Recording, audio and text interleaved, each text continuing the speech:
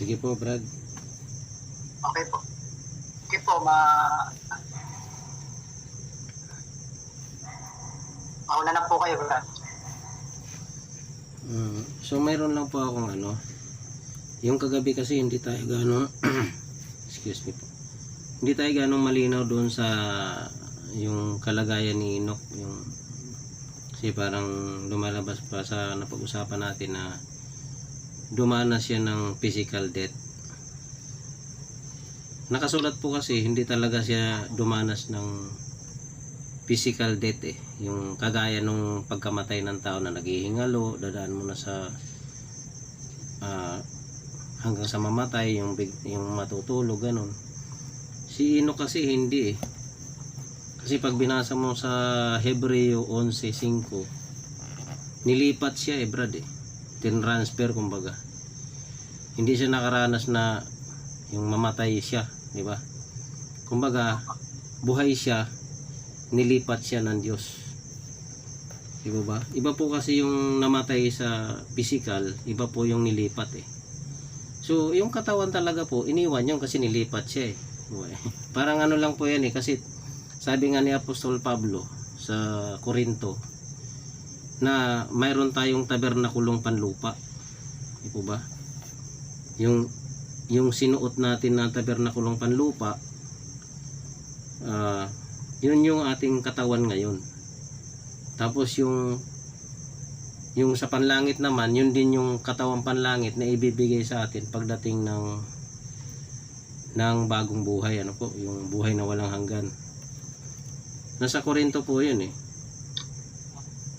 Kasi kumbaga, opo. Bago, meron pong si brother Toto may message po sa akin na ang sabi po rito, pakitapik daw yung diwa na may malasakit sa Diyos, ngunit hindi ayon sa pagkakilala. Tanong ni Sister Raquel. Opo. Medyo malalim na to, Brad.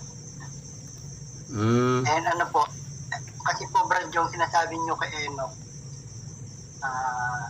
bago po tayo mag-umpisa, sige. Po sa inyo pong lahat, magandang gabi po. At narito na naman po kami upang magbahagi po ng salita po ng Diyos. At naway gabay na tulungan po tayo ng Diyos na ating po magawa ko ano po yung kanyang kalooban. At naway mahabag po na mahabag ang Diyos sa lahat ng mga tao.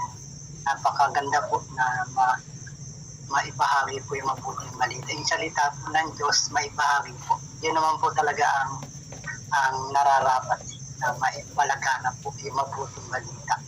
Brother Ray Banikit po at kasama po si Brother Orly at hindi po namin alam yung mga kasama po namin kung darating po sila o meron po silang mga nilalakad. Kaya Brother Orly, yung kay Enoch po medyo malalim po yun. Sangayon naman po ako dun sa sinabi, hindi talaga siya physically namatay. Kasi hindi naman po natin nakita kung pumalit sa alupok yung niya. Basta kinuha siya. Opo. Nilipat po. Nilipat po. Iba po kasi yung nilipat doon sa namatay talaga siya. Medyo kung ano po yung nakasulat, tanggapin na lang po natin. Opo. Hindi siya namatay na physical o literal na namatay na parang tao na namatay siya. Yung natural na kamatay ng tao. Huwag na natin siya dagdagan. Kumbaga po sa nilinaw ko lang po kasi yung Brad, yung pinapag-usapan natin kagabi. Kasi parang nabanggit doon na parang nakaranas din siya ng physical death. Pero hindi po talaga sa pagbinasa natin. Yung physically ba, yung kagaya nung nangyayari sa tao na talagang namamatay, na nakikita, siya kasi hindi pa, nilipat di po ba? Wala po nakalagay doon na namatay siya physical. Wala nga po. Kasi literal na kamatay, wala po. Nilipat po kaya siya. Kung ano po yung nakasulat, tanggapin mo na lang yun. Opo. Kasi pag binigyan mo siya ng paliwanag, nagkakamali na po tayo. Opo. Dito na lang po tayo sa ni Sister Raquel.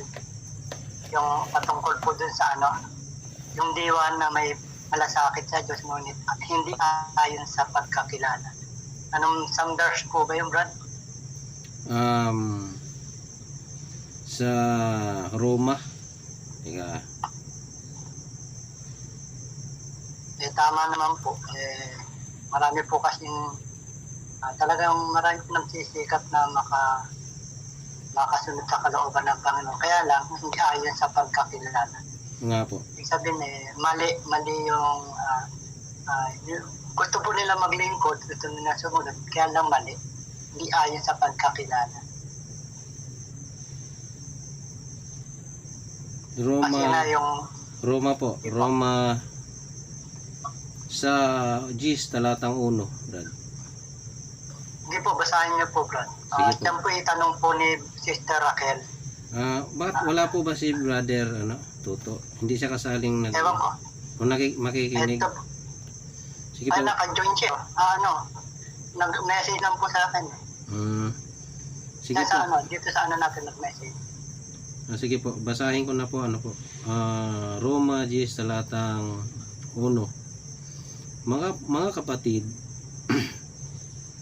ang nais ng aking puso at ang aking panalangin sa Diyos ay patungkol sa kanila, upang sila'y mga ligtas, sapagkat sila'y pinatutuhanan ko na may mga pagmamalasakit sa Diyos, datapwat hindi ayon sa pagkakilala. Yan po. Yung po kasi ditong ipinanalangin ni Apostol Pablo, yung pong kanyang mga kalahi, yung mga Hudyo. Dahil sila ay talagang marubdob sila pagdating sa Diyos Kaso nga lang, hindi ayon sa pagkakilala. Kasi itinakwil nila si Kristo Si Kristo kasi, marami siyang pahayag sa Israel. Kagaya sa Juan 6, lagi niyang ipinapahayag na maliban kayo'y magsisampalataya sa akin, di po ba? Ay wala kayong buhay sa inyong sarili. Basahin po natin yung Juan, dito po sa Juan, na ang sabi ng Panginoon Kristo, malibang kayo'y magsisampalataya sa akin.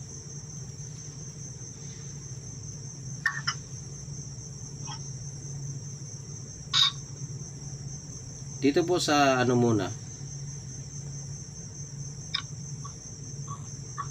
sa 8 talatang 24. Ganito po nakasulat sa Juan po. Juan 8:24.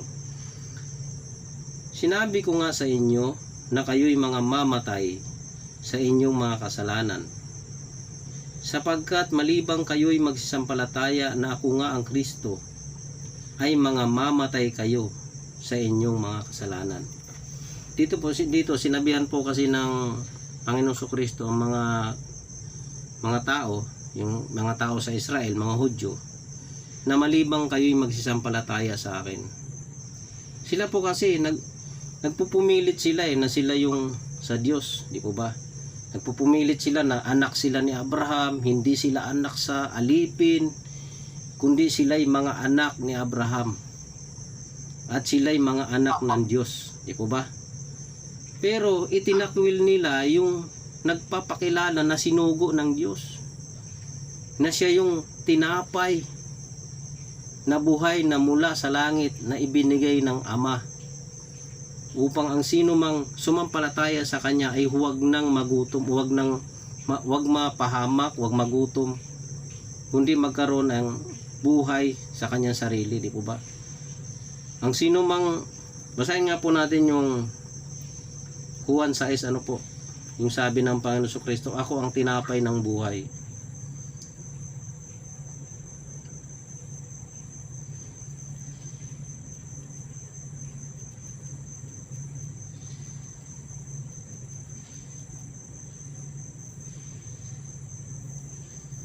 Nandiyan na po kay Brad?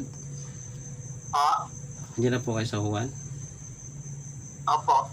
Dito sa Juan 6:35, sa kanila'y sinabi ni Jesus, ako ang tinapay ng kabuhayan, ang lumalapit sa akin ay hindi magugutom, at ang sumasampalataya sa akin kailanmay hindi mauuhaw.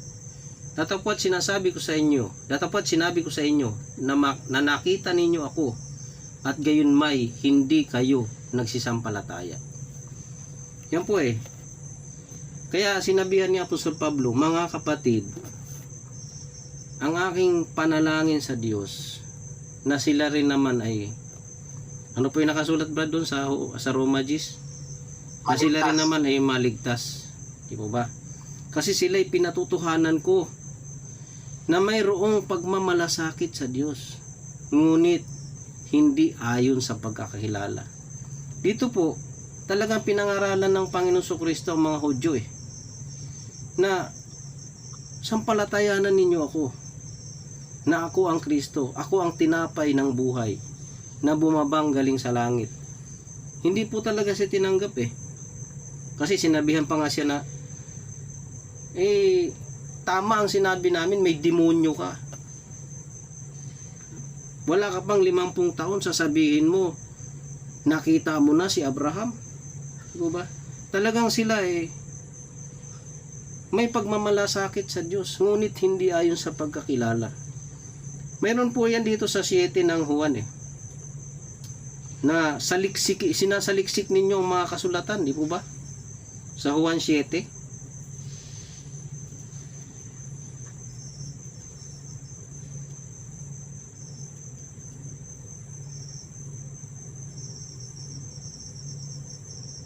Dito pala sa Kapitulo 5 talatang 39. Saliksikin ninyo ang mga kasulatan, sapagkat iniisip ninyo na sa mga yaon ay mayroon kayong buhay na walang hanggan. At ang mga ito'y siyang nangagpapatotoo tungkol sa akin. Iniisip nga nila na kapag sinaliksik nila yung kasulatan, iniisip talaga nila may buhay na walang hanggan na ito ay nagpapatotoo kay Kristo. Pero anong nangyayari? Hindi po nila tinatanggap talaga ang Panginoon Kristo. Kaya balikan po natin yung Roma, dito sa Kapitulo 10, talatang 1, Roma.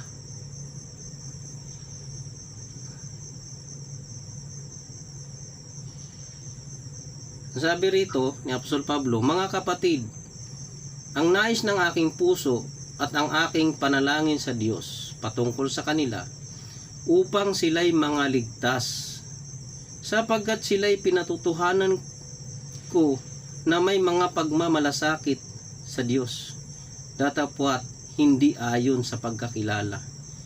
Sapagkat sa hindi nila pagkaalam ng katuwiran ng Diyos at sa pagsusumakit na maitayo ang sariling kanila, ay hindi sila napasakop sa katuwiran ng Diyos. Hanggang ngayon po yan. Hanggang ngayon nga po, kahit nga sa mga ibang mga nagpapakilalang Christian, born again, iglesia ni ganito, iglesia ni ganyan. Pero nagsusumakit na magtayo ng sariling kanila. Ang iba nagpapayaman, nagpapastor dahil sa pera, para kumita. Marami pong na dahilan na kunwari may pagmamalasakit. Talagang makikita mo na sila'y marubdob sa paglilingkod.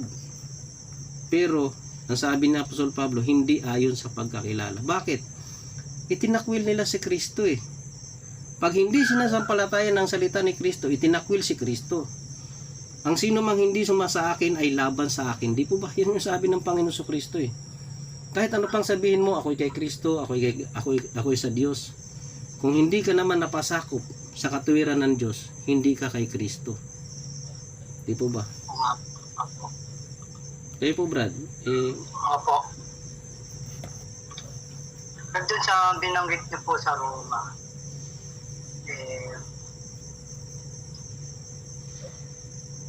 ang sinasabi po ni Pablo doon na ang kausap niya po doon yung mga kapatid Opo, mga diba, kapatid. sabi nga, diba po mga kapatid. Opo. Tapos yung pinapanalangin niya, nananalangin siya Opo, nagdadasal po siya. Nang dalangin niya na maligtas sila. Opo. Opo. Tingnan niyo po yung binasa niyo sa 10. Sa 3 po, babasahin ko. 10, 3 po. Ang sabi po rin, sapagkat sa hindi nila pagkaalam ng katwiran ng Diyos, yun po, hindi alam ng katwiran ng Diyos, at Opo. sa pagsumakit na maitayo ang sariling kanila, ibig sabihin, nagtayo ng sariling kanila. Opo. Hindi sila nagpasakop sa kapwiran ng Diyos. Kaya ang panalangin ni Pablo, maligtas sila. Opo. Pagmamalasakit po sila sa Diyos eh. Kaya lang, mali yung mali po yung ano po nila, yung hindi nila pagkaalam ng katwiran ng Diyos. Nagsusumakit hindi nila alam sila. yung katwiran ng Diyos. Opo. Nagsusumakit Na para sila yung sa sarili. nagtayo po sila ng sariling kanila. Opo. Ano po yung, kagaya po nung sabi nga dun po na ang sino mang yung hindi dala yung aral na ito ay huwag niyong tanggapin siya yung, di ba? Opo. Nakalagay po yun sa na huwag tanggapin Ikalawang yung Juan aral. po. Ikalawang Juan. 9 hanggang Ikalawang 11. Juan. Opo. Dalain na yun po natin ikalawang Juan. 9 po, ano? Hanggang 11. Diba po? Opo. Hanggang 11. Tingnan niyo po, Brad. Brother Toto, Sister Raquel. Ang tinutukoy po doon na hindi ayon sa pagkakilala, yung hindi po sila nagpasakop sa katwiran ng Diyos. Nagtayo sila ng sariling kanila. Ano po. Opo. Ang sabi po dito, sa 9, tama po ba? Ikalawang Juan pala, no? Ikalawang Juan. Ikalawang Juan po. Ikalawang Juan. Apo. Tingnan niyo po, babasahin ko po dito. Kaya yung tinutukoy doon na na hindi ayon sa pagkakilala, dahil hindi po sila nagpasakop sa katwiran ng Diyos. Nagtayo po sila ng sarili. Kaya po marami na po eh. Marami na po na kumbaga sa ng mga sabi po nila mga sekta, mga iglesia. Parami po eh. May isang grupo. Tapos pag hindi naunawaan yung tinuturo ng kanilang leader, sasabihin nila may mali yung kanilang leader. Tapos ang gagawin po nila, sila na tatayo. Kaya dumadami po ng dumadami. Ano po? Ang sabi po rito, sa 9 po, 9 at saka 10 po, at ito kung di ako nagkakamali.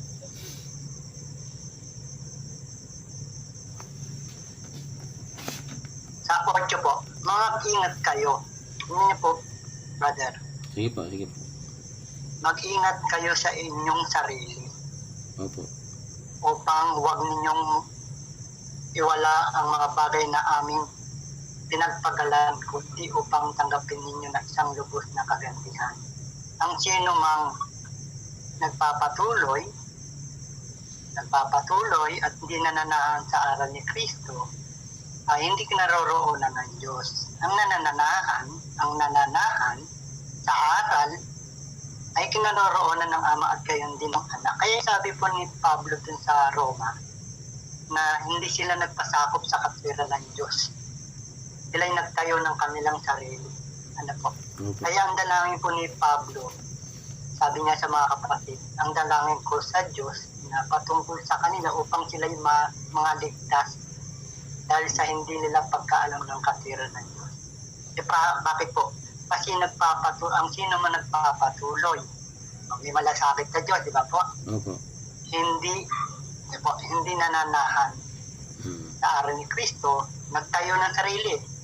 Hindi na aral ni Kristo eh. Ay hindi kinaroroonan ng Diyos at ang nananahan sa aral ay kinaroroonan ng Ama at gayon din naman. At sabi dun sa Mateo 6:33, di ba? Lagi natin napapakinggan yun. Nahanapin muna ninyo ang kanyang kaharian at ang kanyang katwiran. Hanapin muna. Ang alin? Yung kaharian ng Diyos at yung kanyang katwiran. Kaya lang, ang hinahanap ng iba, hindi na katwiran ng Diyos. Sariling katwiran na po ng tao. Kaya yung dalangin po ni Pablo, na patungkol sa kanila upang sila maligtas po. Ano po? Dahil hindi na po katwiran ng Diyos yung pinangahawakan. Kaya, yun po ang sabi po na, kaya marami po tayong mababasa po rito patungkol sa mag-ingat. Ano po, yung mga nangangaral sinabi, di ba po? Ingatan mo ang iyong sarili, sabi kay Mateo. Dito rin sinabi, mag-ingat kayo sa inyong sarili. Marami pong pag-iingat po rito. Kapag hindi po nag-iingat, mapapahamak po pag gano'n, di ba po? Kapag hindi po dala yung aral ni Kristo. Yan po, brother Romilly. So, yun nga po, yung patungkol dyan, Kasi yung lahat ng mga hindi nagsitanggap kay Kristo, yan po yung mga nagtatakwil kay Kristo eh. Bagamat yung iba gamit ang pangalan ni Kristo sa kanilang samahan, pero ang dala naman na aral hindi galing kay Kristo, kundi galing sa kanilang mga sarili. So yan po yung talaga eh, pagsusumakit, na mayroong pagsusumakit sa Diyos pero hindi naman talaga naaayon sa katwiran ng Diyos. Kasi kagaya nga nitong simula pa sa mga Hudyo, nangangaral ang Panginoon Kristo, nasabi nga niya, saliksikin ninyo ang mga kasulatan sapagkat iniisip ninyo na may buhay na walang hanggan sa inyong sinasaliksik na kasulatan. Di ba? At ang mga ito siyang nagpapatotoo sa akin. Marami po talaga na nagtatayo lang sa kanilang sarili, ngunit itinatakwil si Kristo. Hindi nila talaga tinatanggap si Kristo na Panginoon at tagapagligtas sa kanilang buhay. Maraming nagsasabi na tanggapin mo si Kristo na Panginoon at sariling tagapagligtas, pero yung aral naman hindi aral ni Kristo.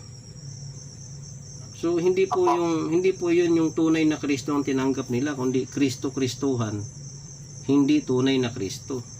Yun yung sinasabing pagsusumakit sa kanilang sarili, na maitayo yung kanilang sarili, ngunit hindi ayon sa pagkakilala sa Diyos. Kasi malibang, sabi nga ng Panginoon Kristo, malibang kayo'y magsisampalataya sa akin, wala kayong buhay sa inyong sarili. Di po ba? Kailangan ang pananampalataya natin nasasalig sa salita ng ating Panginoon Kristo.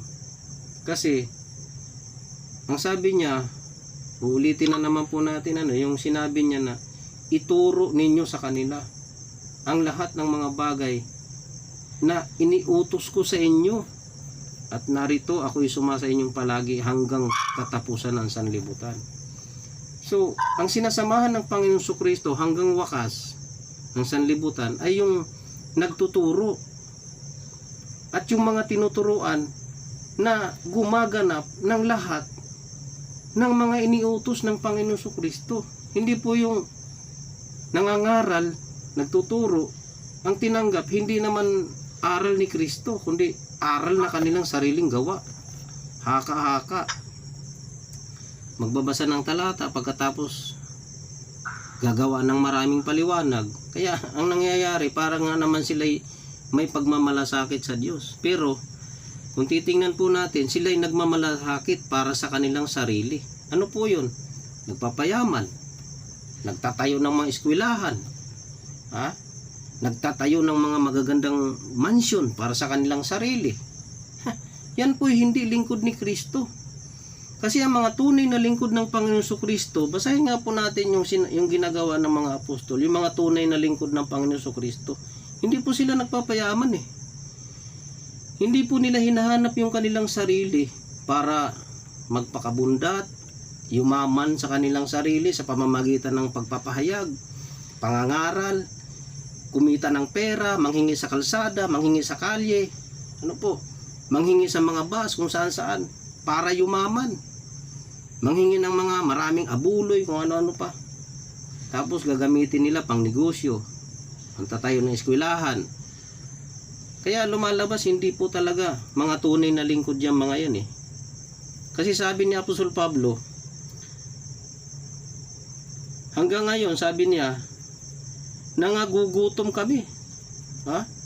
Hindi sila nagpapakayaman na nagpapakabundat ng husto Ito, basahin po natin sa 4:11 ng unang Korintiano po.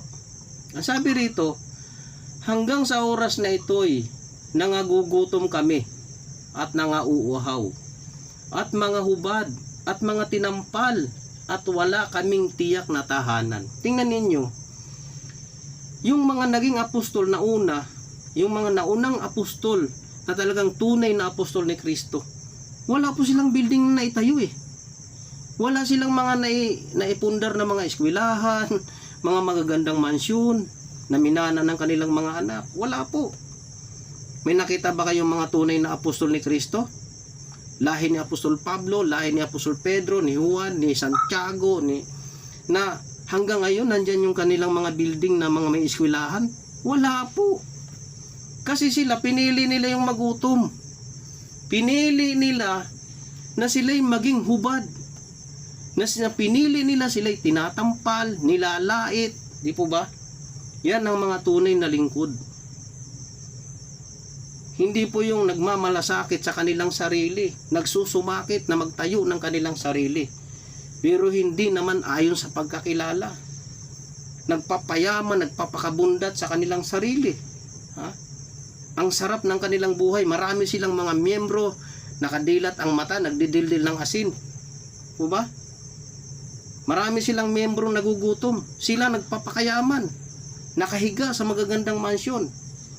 Tunay bang mga lingkod yung mga ganyan? Hindi po.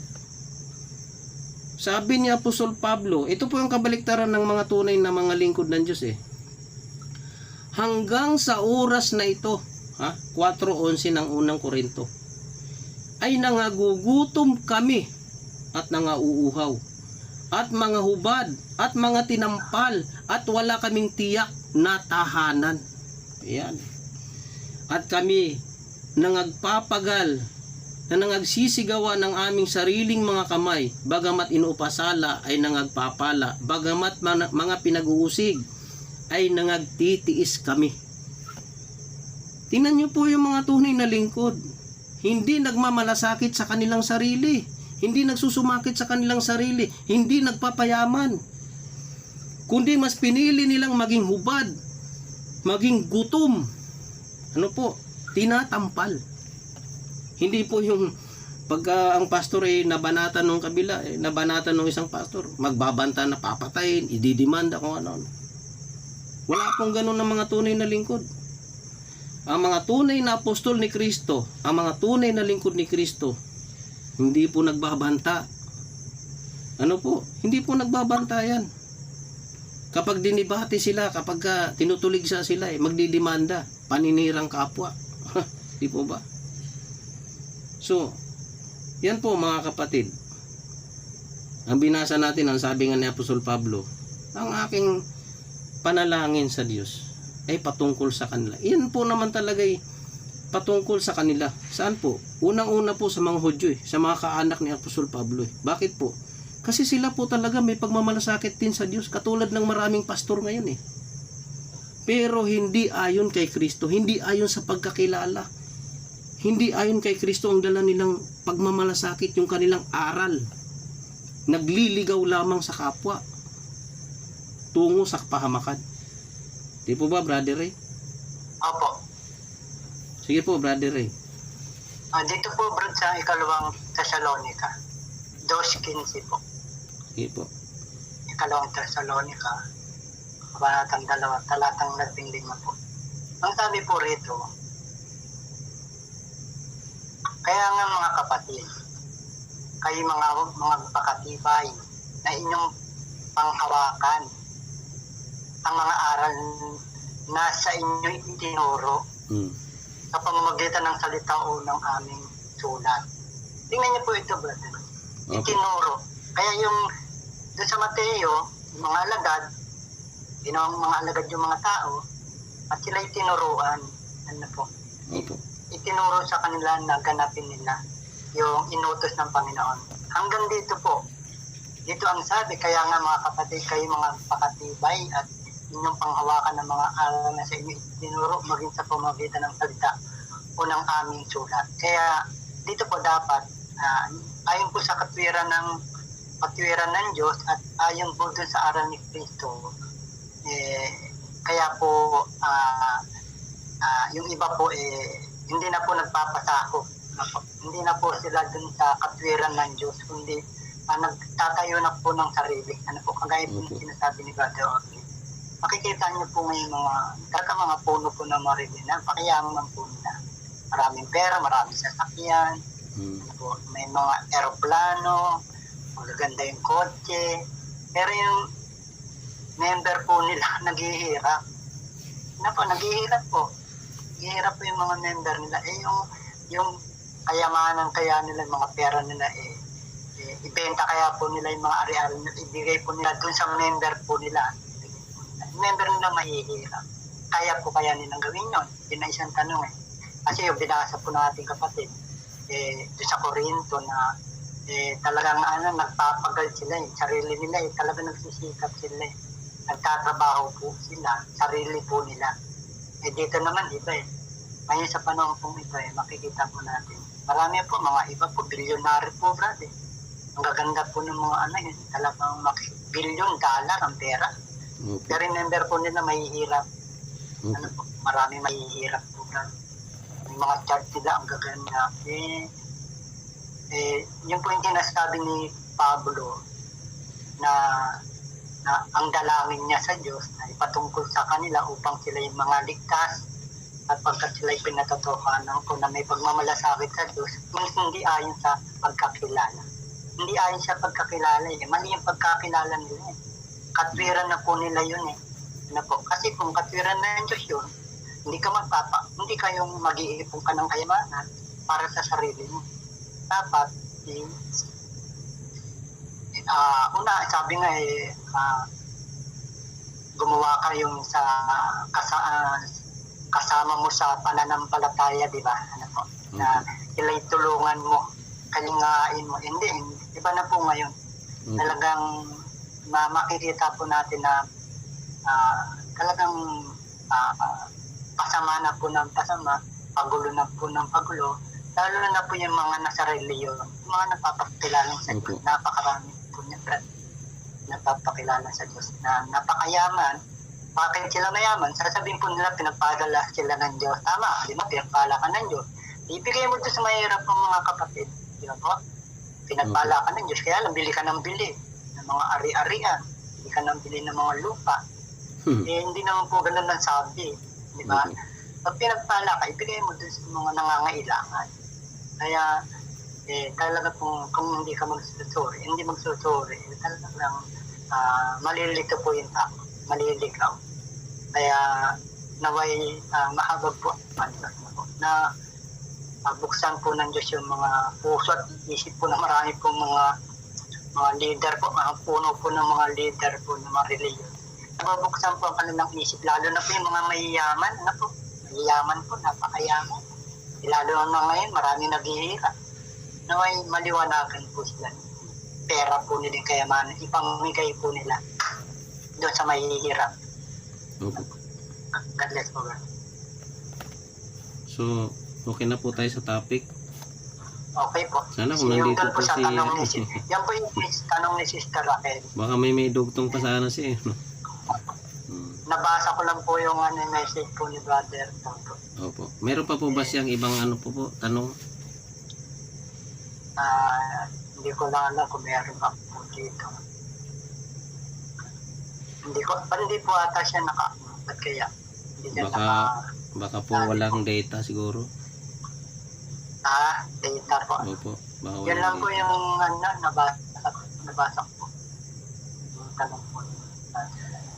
Terrakal po may tanong. Siguro, yun sa isip niya na marami po, kasi marami po tayo magkakasama Mga nasa isip po nila, bakit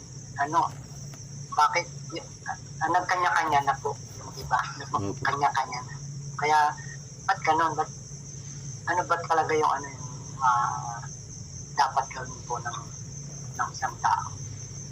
Yan po kasi yung brad yung kung bakit nagkakanya-kanya ngayon, lalong-lalo na sa relihiyon na nagsusulputan yung maraming mga nagtuturo.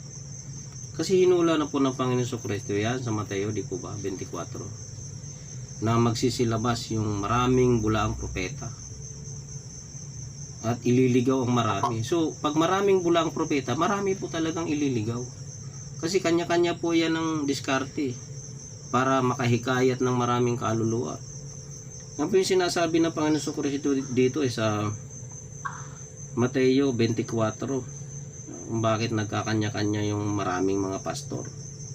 Siyempre pera po kasi talaga ngayon ang ginagamit ng mga karamihan ng mga tao nag-aaral sa Bible School kasi may purpose sila kung bakit sila nag-aaral sa Bible School. After nila mag-aaral sa Bible School, sila po ay tuturuan ng mga pastor nila na be church planting o church planting. Sila ay hahayo magbabahay-bahay, yun po yung magsisimula sila mag-church planting. Ano po? Kaya ano po eh, Kasi Brother Toto po. God bless po, Brother Toto. God bless po, Brad. Kapis Brad. Ano po?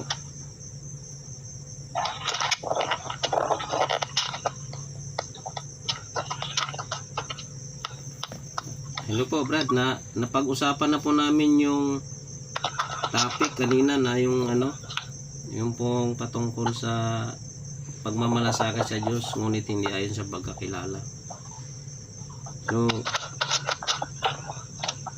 meron, Ulitin niyo po, Brad. baka meron po kayong idudugtong doon, Brad.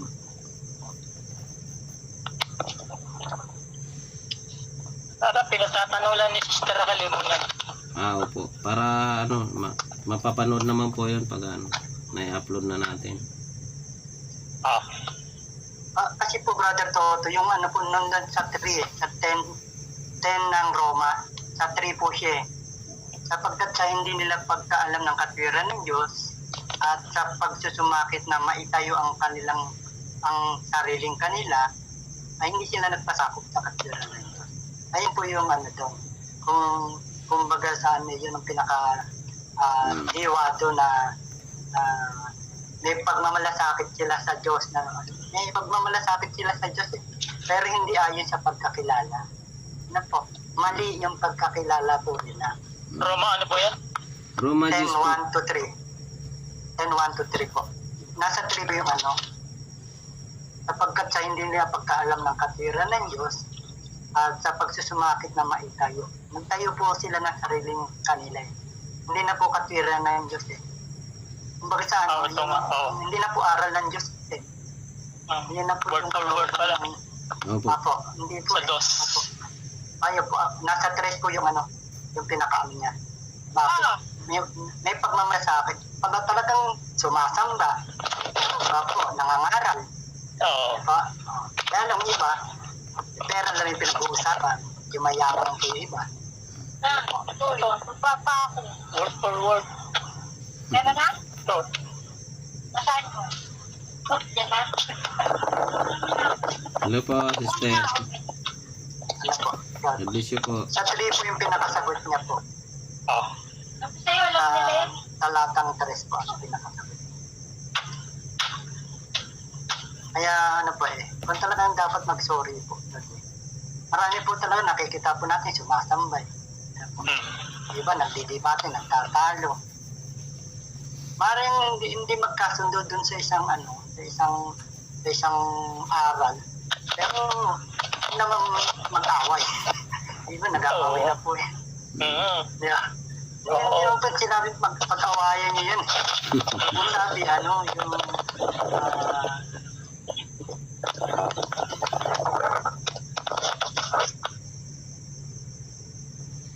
di ba po, Brother, for the Brother, ano po. Opo. Yung iba po kasi, hindi na po katwiran ng Diyos yung pinangahawakan. Yung iba nagagalit na. Ano po. Dito po mapapansin po natin, kaya yung kahapon po, yung kagabi, yung si Timoteo, sinabi, mag-iingat ka sa sarili mo. Ay yung turo, di ba po? Tapos, yung binasa ko sa Thessalonica, babasahin ko po ulit, ikalawang Thessalonica, 2:15 po, babasahin ko po ulit, Brother Toto. Sa 2:15 po na ikalawang Thessalonica. Kaya nga mga kapatid, kayo mga pakatibay, na inyo mga kapatid, na inyong panghawakan. May panghawakan eh. Alin? Ang mga aral na sa inyo itinuro na po. Yung itinurong aral, panghawakan mo yun. Yung iba hindi na po pinahawakan, binibitawan mo. Di pa po yung pinanggalingan, may maling aral. Tapos tumayo ka. Eh sino yung tama? Ikaw na kasi tumayo ka na eh. Yung pinanggalingan mo na bumutis mo sa'yo, maling aral yun. Ngayon tumayo ka. O, diba? Kaya mo, mali din. Di ba? Hindi. Ay, yung bumutis mo sa'yo, kaya ka naging alagad. Eh. May maling aral. Hindi ka alagad. Brother! Kasi maling yun eh. Brother! Ako. Hello po. Thank you po sa talata. Apa, God bless. God bless po. God Tagal bless. ko rin nahanap to eh. Roma Jews. opo. Roma 10. Opo. 10, 1, Tagal ko rin nahanap kasi marami nga pong tibang nagpapakilalang believer. Oo nga po. Opo. Eh kaso mo, hindi naman ayon sa pagkakilala, diba? Opo. Ah, Batay sa nasusulat. sa 3 po yun, sa 3 po yung sagot. Sa, Eh, marami naman nagmamalasakit. Opo. Di ba, believer nga, umpisa. Pero ang tanong, nagpapatuloy ba sa aral? Hindi naman, di ba? ayun, Opo. pinangahawakan ba? Yung, nag-umpisa nga sa tama, nagtatuloy naman sa mali. Tapos, sinasabihan pang mali yung pinanggalingan. Yung mali yung pinanggalingan mo, Sister Raquel, halimbawa, mali yung pinanggalingan na, halimbawa, mali yung Oo. pinanggalingan natin. Anong gagawin Kalaunan, natin, ibang Kristo na yung kinikilala. Kristo na Sister Ama. Raquel, Brother Toto. Yohanes, o kahit Kristo Trinity. Sister Raquel, halimbawa lang mali yun. Pinanggalingan natin. Anong gagawin natin? Tatayo tayo. O maghahanap po tayo talaga nagtuturo ng tama. Di ba po? Kasi pag tumayo ka na, ikaw na yung tama. Di ba po, sister? Kaya marami pong hindi magkasundo eh. Kasi, ba't ka tatayo? Hindi man ka na panong magtuturo ng tama. Sabi ko kay Brother Toto, paano mo ka ng mga patikang diakono natin? Alam na alam yan.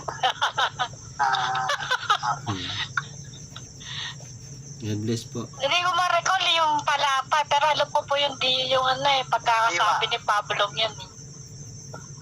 Ayan na nga, tinanong na sa inyo, di alam nyo nga. Na-recall God bless po, Brad. Sa biyaya po ni Lord, sister, hindi naman po nakakalimot. Oh, God bless May po. tatak tayo ng Espiritu Santo. Ako po, minsan, familiar sa mga talata. Pero yung verses ng talaga, Opo. wala isip ko kung saan version. Opo. Pag hindi mo kasi, sister, binabasa palagi, talaga makakalimutan. Nakakalimutan po eh. Kahit naman po ako, minsan nababanggit ko sa ibang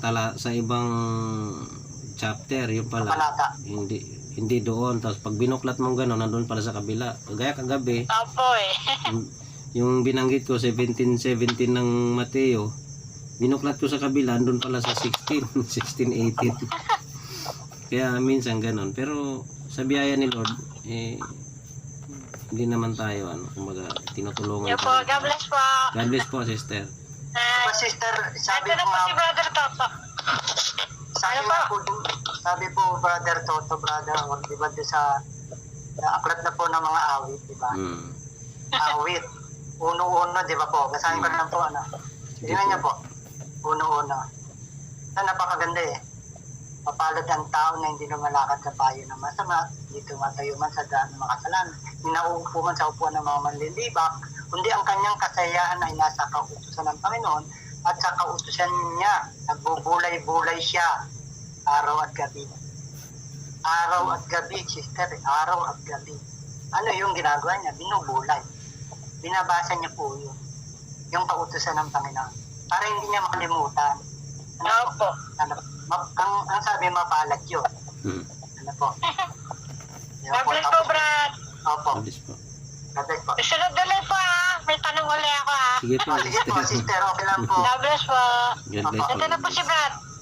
Ingatan tayo ni Lord.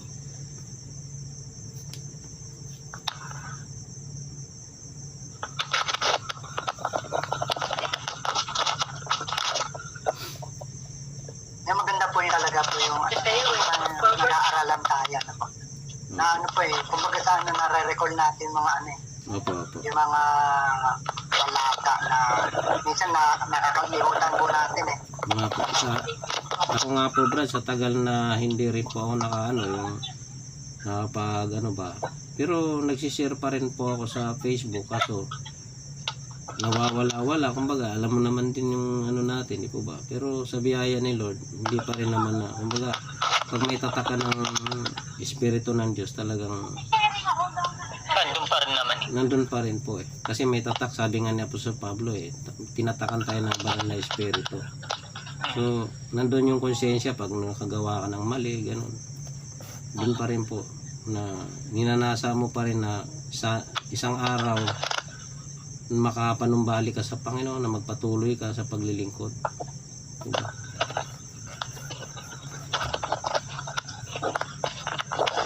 So, ano pong